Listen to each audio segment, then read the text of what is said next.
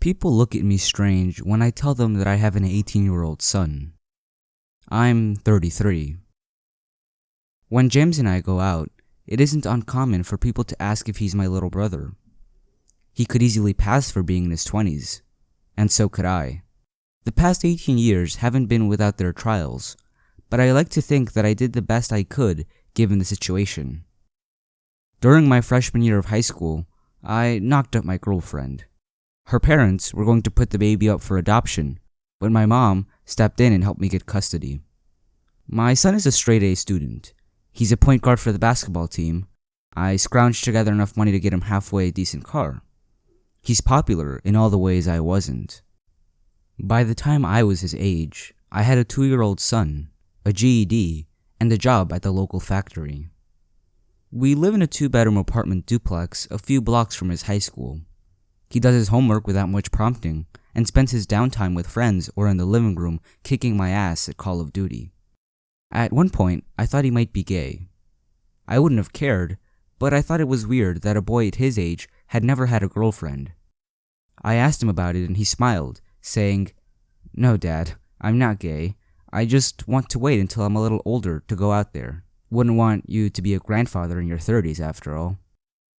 A few months ago, he told me he was going out late. When I asked why, he told me that he had a date. I didn't ask any questions. I slipped him a $100 bill and told him to be home in time for breakfast. He was a good kid. I trusted him. After that, it became a semi-regular thing. He'd let me know on Friday afternoon that he was going to be out late that night. Each Saturday morning, he'd be home and sitting on the couch playing on the Xbox before I climbed out of bed. I never met any of his dates, but I figured he was keeping it to himself. Like I said, I trusted my son. He had a good head on his shoulders, and I had no reason to suspect that anything was amiss. I don't normally watch the news. Between my Facebook feed and Twitter, I usually knew enough about current events not to care. For whatever reason, I found myself sitting in front of the television at 5 in the afternoon and decided to watch the news. I kinda wish I hadn't. The television switched from a commercial to showing the anchor sitting there with a somber face. She looked at the camera and said, "Later tonight, we'll cover a developing story. Several area women are still missing as police look for clues as to whether or not the disappearances might be related." We lived in a sleepy town. The idea that something like that could be happening so close to home shook me a little. The idea that my son could be out and about with something like that happening in town scared me a little too much. I talked to him about it. He told me not to worry. James was a big kid. He stood just under 7 feet tall and had a wide frame. I really wasn't that worried about someone jumping him, but as a big guy myself, I knew that having a large frame meant very little if someone else had a gun. James assured me that I had nothing to worry about. Just to be safe, I swiped his cell phone while he was asleep. I installed an app that allowed me to see his location at all times. Maybe I was just being paranoid, but I remembered being 17 and thinking that I was invincible. I didn't give it much thought. After setting the app to hidden mode, I put it back in the charger in the kitchen and didn't pay it much mind after that. I figured if I ever got worried while he was out, I could pull up an app on my phone and see his location. As long as it wasn't too out of sorts, I'd relax and go back to watching Netflix. I started following the case of the missing woman online. It was developing into a bit of a media sensation in our area. 6 women had gone missing over the course of 10 weeks. They varied in age and appearance. No bodies had been recovered, but police were operating under the assumption that foul play may have been involved. When the 7th woman went missing, my heart skipped a beat. I hadn't seen Rochelle in 10 years. She came back around when James was about 7. She tried to do the mother thing, but really didn't have the chops for it. After a few months of broken promises and missed appointments, I filed a motion for the court to do a drug test. After she failed the test, I had my lawyer file another motion stripping her of any visitation with our son. I really didn't want my son to have to deal with that, or her. It was Saturday morning, and I was very apprehensive about going downstairs. James and I didn't talk about his mother very much. She had spiraled out of control after giving birth to him and used just about any drug she could trade her body for. By the time she had come around to visit him, she had aged 20 years in only 7. Her arms were covered in track marks and her teeth were yellow to the point of decay. To be honest, I was surprised she stayed alive long enough to be abducted. With a heavy heart, I approached my son in the living room and said, "Son, we need to talk about your mother." James sighed and paused his game. He looked up at me and said, "What did she do this time?" I sighed and said, "She went missing last night. Police say there were signs of a struggle at her trailer." James stared at the television like he was looking through it and unpaused his game. He continued looking forward and said, "Yeah, well that really isn't news, is it?" James and I didn't talk about his mother much because he didn't like talking about her. One of the main reasons I involved a lawyer was because during one of her visits, she picked him up and took him over to her apartment. Apparently, she had a few customers come by while my son sat on the couch. His first real visit with his mother turned into junkies sitting next to him on the couch as they plowed $20 a pop to nail his mother. 3 hours later, a guy that James called Steven dropped him off at the house. He was there when I got off work. I asked him what happened, and all he would say is that his mother didn't want him there anymore. He had sat outside without a jacket for 4 hours. Of all the things that could have happened to him, I was relieved more than anything that it had been so minor. I'd heard horror stories about situations like that, which ended up in more gruesome outcomes. I immediately put James into therapy after that. Within a few years, he returned back to normal, and the visits to the therapist became less frequent. Up until that night, he had asked me about his mother about once every couple of months. In the time since, I think he might have brought her up once. The following week, he let me know that he was going out on another date. My worry finally manifested itself that night, and I pulled up the app on my phone. I saw that he drove to a random address on the other side of town, and then out to a spot in the middle of nowhere. I had installed the app several weeks prior, and I really hadn't given it much thought. However, I hadn't been aware that it had been tracking his movements. According to the logs, he had been to that location in the middle of nowhere at least 4 times in the previous 6 weeks. I looked over his stops and his routes and noticed that one of the places he had been to was Rochelle's trailer the night she went missing. I was suspicious, but unwilling to grasp what every cell in my brain would have been shouting at me if it wasn't any other kid. I threw my phone onto my bed and pulled a bottle of whiskey from my nightstand. I drank myself to sleep and woke up groggy the next morning. James was downstairs playing Dark Souls and eating a Pop-Tart. I knocked back a Red Bull and stumbled out to my car. I decided to go out to the spot in the middle of nowhere and check out where my son had been taking his dates. I really wish I hadn't. My GPS led me to a gravel road that had fallen into disrepair. After driving down it for about a quarter of a mile with dense forest on either side, it opened up to a clearing with a small pond. I pulled up at the edge of the gravel and got out of my car. I could see remnants of a campfire near the pond. I walked over to it. The ashes were still warm. I sighed with relief. My son had found a quiet field with a pond in the middle of nowhere and was swooning his dates under the stars. I was almost proud of him. But then, I noticed the footprints leading toward the pond. It seemed as if something had been dragged, something heavy, to the edge of the water. I walked closer to the edge of the water and stared into the murky water. I turned back towards the fire pit and noticed bloodstains on the grass behind me. With some trepidation, I waded into the water, and about 10 feet out, my worst fears were confirmed. I stepped on something hard.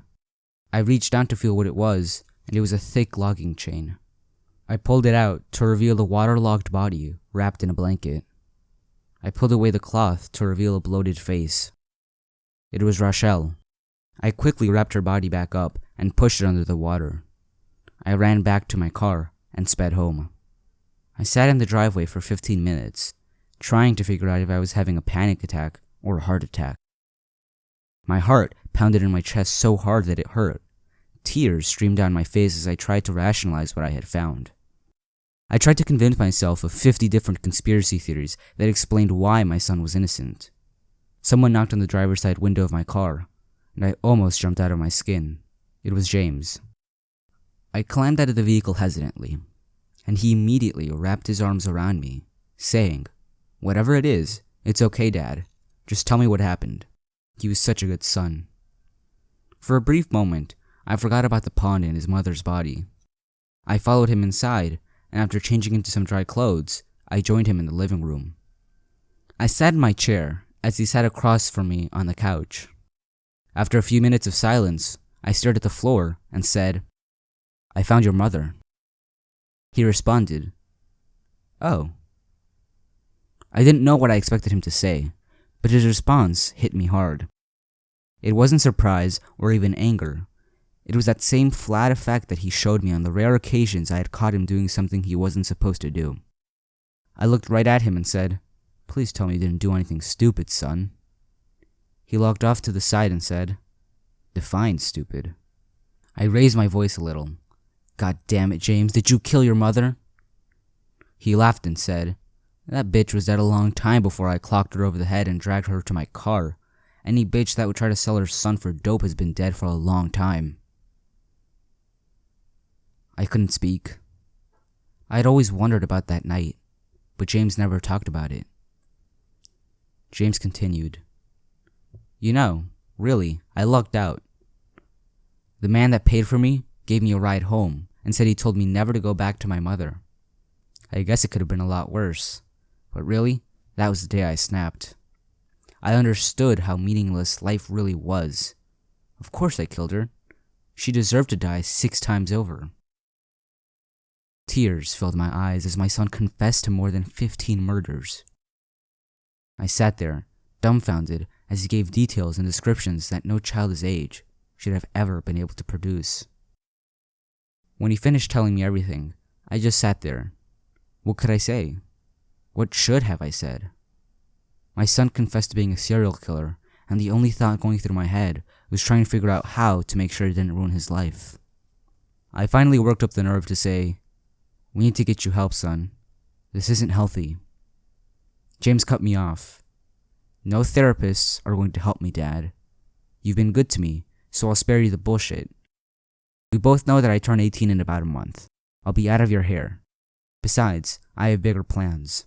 I stared at my son and tried to wrap my mind around the beautiful monster he had become. 17 years of being a parent, and I had never in a million years imagined that he would turn out to be so broken. I quit my job about a week later. By his 18th birthday, I had burned through most of my savings, drinking and trying to forget what I had learned. Sure enough, the day after his 18th birthday, he was gone. Any part of me that held hope for him was lost a few weeks later, when the police discovered the bodies in the pond. By that point, he was long gone. I received a postcard not too long ago. It was a picture of a sandy beach. On the back were the words, "Hey Dad, just letting you know I'm fine." I tossed it on the table next to the door and went back to drinking. Part of me wants to go to the police and tell them everything. It probably wouldn't be that hard to track him down. But still, he's my son. I'm willing to do plenty of things, but serving my son up for crimes that would land him on death row sits outside my level of civic duty. The guilt gets a little worse each day. For now, all I can do is hope that he really is fine. I have no idea where he is. I don't want to know. All I can do is hope that he stopped killing. He really was a good boy. I'm sure he'd make it big if he just tried. I recently started an intern position at a big company. The office building was located in this pretty old, kind of run-down building. On my first day, a coworker who had been assigned to show me the ropes pointed out that there was no 13th floor listed on the elevator panel. It goes straight from 12 to 14. I laughed about it. Superstition, am I right? And then I didn't think about it again for the next few months. A week ago, I volunteered to stay late and finish up some work in the hopes that my intern job might turn into something more permanent if I showed some initiative. By the time I finished, it was 8 o'clock at night, and as far as I knew, I was the only person in the building. I was pretty tired, so when I got into the elevator, I slouched against the wall and watched the little blinking light thing count down the floors. 19, 17, 16, 15, 14, and then the elevator stopped. We've all seen movies or TV shows where an elevator gets stuck between floors and someone opens the doors to view a brick wall. I figured that's what had happened here. The elevator stopped between floors 14 and 12, so I was surprised when I pressed the door open button and saw a dark corridor instead of a wall. The button panel was no longer working, so I decided to leave the elevator and take the stairs down, rather than press the call button and wait for somebody to come rescue me.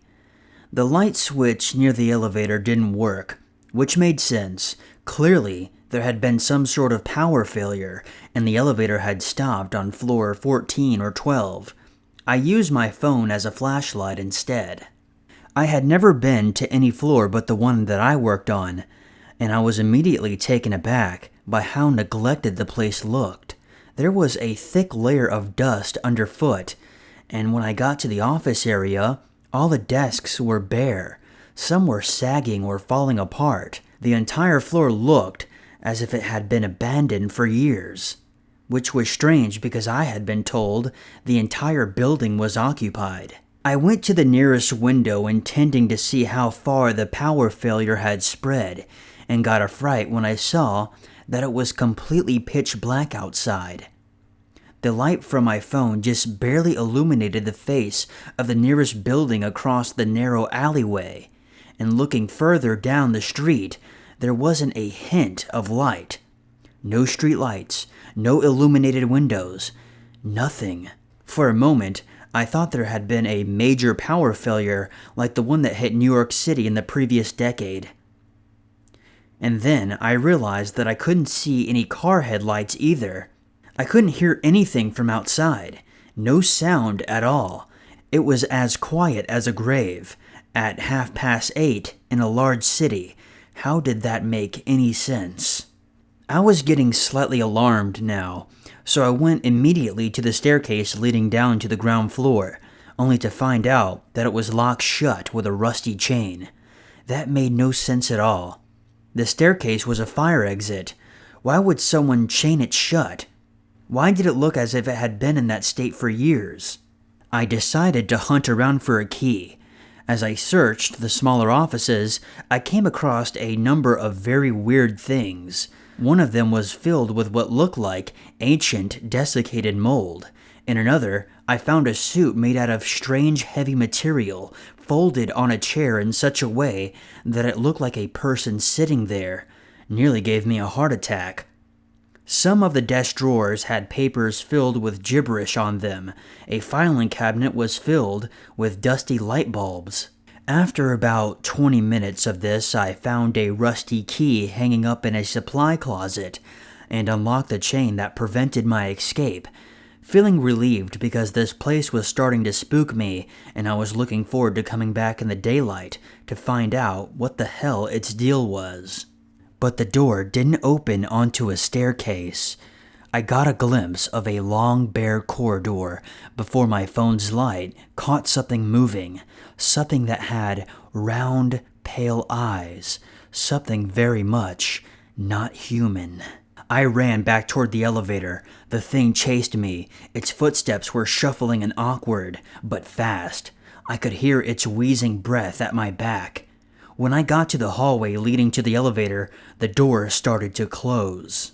I'd like to tell you that I escaped by doing some cool action movie stunts, maybe rolling between the doors just as they shut, but honestly, I don't remember how I got away. All I recall is running faster than I thought possible, propelled by the most intense terror I've ever experienced. It wasn't the creature chasing me that I was necessarily afraid of. It was the fear of being stuck in that place. The idea had been growing ever since my arrival on floor 13. I had stumbled into a place that I should not have been in. And if I don't escape now, then I never would. The last thing I saw before the elevator doors closed were the creature's round eyes bobbing in the light. A few seconds later, I emerged into a bright lobby, the sounds of traffic and pedestrians coming in from outside, and I collapsed to my knees. I've since quit that job. I no longer ride in elevators that have a missing floor. I'm not sure if either of those precautions guarantee safety. I keep remembering the dark, silent city I saw outside the office window. Whatever that place is, I think it's big, and there's probably a lot of ways to enter it. I wonder how many missing person cases are the result of an experience like mine that didn't turn out so well. Alright, what's up guys, it's me Wormy here, and first of all, I hope you enjoyed both of those stories, but a special shout out and a big thanks to Unit 522 for collabing with me and for providing that last story. The link to his channel will be in the description, so definitely go check him out. He has an awesome channel and he's a great guy. Also, just some general channel stuff. So, this video, just for some context, I made this video about a week ago, and before it was actually released, which is now, but the podcast should be released before this video gets released itself, so I know that's a little confusing, but either I've already given you guys instructions and like, how to access the podcast and all that, but if not, that'll be coming soon. So that's some general stuff, and it's available on iTunes, I think, now, and it will also be available in several Android apps, so you just have to go to the Android store or the Google Play Store or whatever, and look up podcasts and download one of those apps, and you should access it that way. And then, just lastly, something, I was browsing, the internets, the interweb. I was watching one of Corpse Husband's videos, and like in his second channel, he had these blooper videos, which I found really hilarious because they were basically exactly the same things I go through. So I'll link those in the description if I remember. But if you guys want, I was just wondering if you guys would also like to see some bloopers of mine. Like, just recording this first story, I had 10 embarrassing bloopers, but yeah, whatever. So if you guys would like to see those, then just, tell me in the comment section, and other than that, I think that's it. So yeah, don't forget to follow me on Twitter, like me on Facebook, all those things if you want to, stay updated via the social media. Yeah, so, have a good day and stay safe.